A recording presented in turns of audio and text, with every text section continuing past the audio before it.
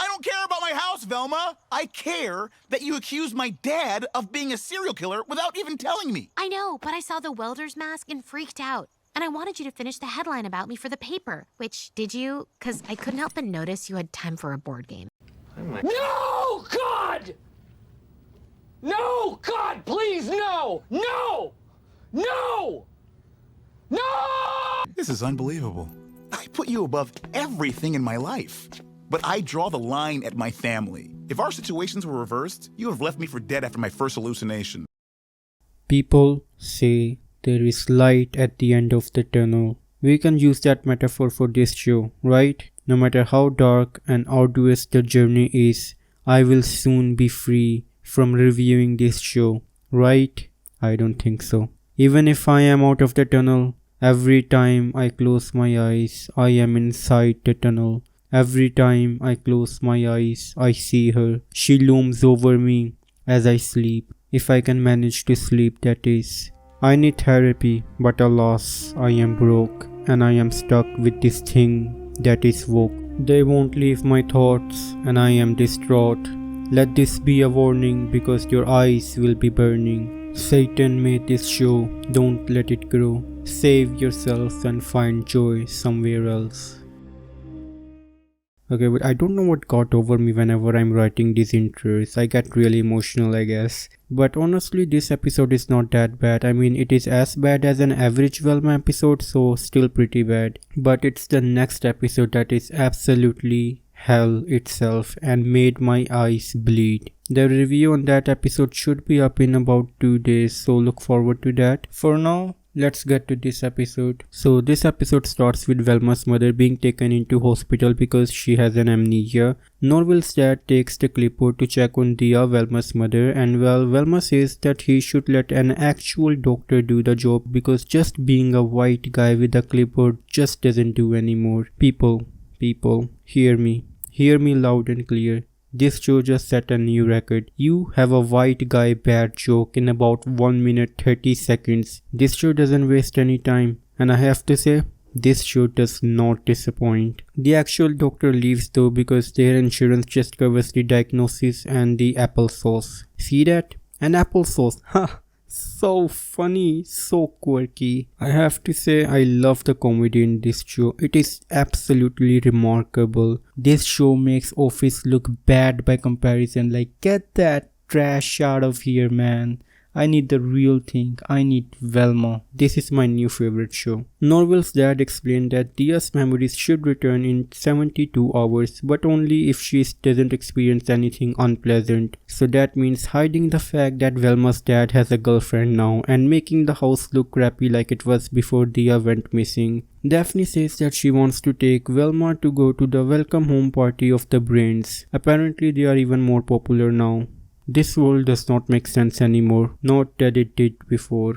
Anyways, Daphne and Velma are about to kiss for the umpteenth time, but they stop because Velma hears a car pull up and her mom is home and she throws Daphne into the backyard. Velma's mother comes home and she's already getting some memories back. Then Velma opens the present that her mom got her the day she went missing. She opens it and it is her classic shoes. Velma's mom says that everything has changed and that Velma has grown up and she has missed it all, and she starts to feel unpleasant, which means that Velma has to keep up this charade with even more lies. Daphne goes to the school and then realizes that she is not popular in the school anymore because in the last episode she chose to abandon the Brain while Velma saved them. And Fred is also unpopular for 2 or maybe in this case 3 timing the Brains when he was trapped in the room with the Brains. Velma is bothering Norville to break into his mother's office and change her grades and forge a new report card so that Velma's mother won't feel unpleasant because of Velma's poor performance in the school. At lunchtime, Daphne and Fred are being ostracized and made to sit on table near the trash cans. Later that night, Norville gave Velma the forged report card. Velma's stepmother comes back into the house to get a blanket for her baby, and Dia finds out that her husband had an affair and had a baby with another woman while she was presumed dead. I mean, what a trashy guy.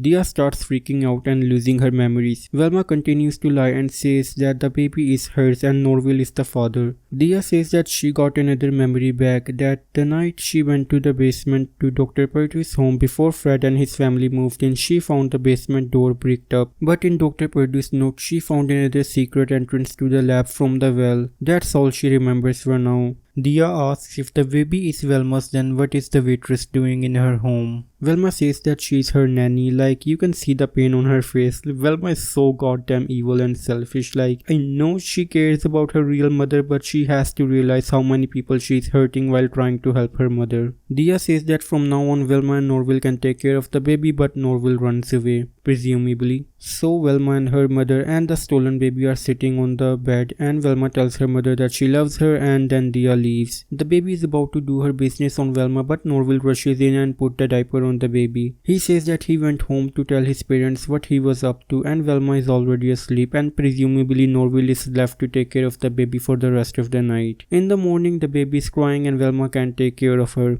Daphne comes to tell Velma that because she is unpopular, she cannot take Velma to the party. Velma tells Daphne that she is pretending to be in a relationship with Norville so her mother can regain her memories. Saying it out loud right now, it sounds absolutely insane, but I guess if you watch this show long enough, you start to lose your common sense. Hearing this, Daphne gets an idea, so she goes to Fred's house to presumably be in a fake relationship with him to regain her popularity. They agree to do it, and the next day their whole relationship drama works, making them both really popular. Dia gets another flashback and sees the person with the welder's mask. At school, Velma is convincing Norville to make a fake headline about Velma to make her look good. Norville agrees reluctantly, but he gives the baby to Velma to change her diaper. Velma takes the baby to Norville's dad so he can change the baby's diaper. Like I said, she's just an amazing person who really cares about everyone around her. When Velma enters his office, she finds the welder's mask and Norville's dad is standing in the doorway looking all sinister. Then the scene immediately cuts and Norville and his mom and dad are sitting and playing a board game when suddenly an entire squad shows up at their house with Velma, and Norville's dad says that he just welded a sword for Norville's birthday. At Fred's house, they are celebrating the fact that Fred and Daphne are popular again. Then Daphne says that she will shock everyone when she takes Velma and goes to the party as a couple. Fred's mom convinces Daphne to go with Fred just until they are popular on their own. Then Fred's mother convinces if Daphne would be interested in working for their company. Daphne seems interested, and you can also see the two eyes watching from the eyes of the portrait hanging in Fred's room.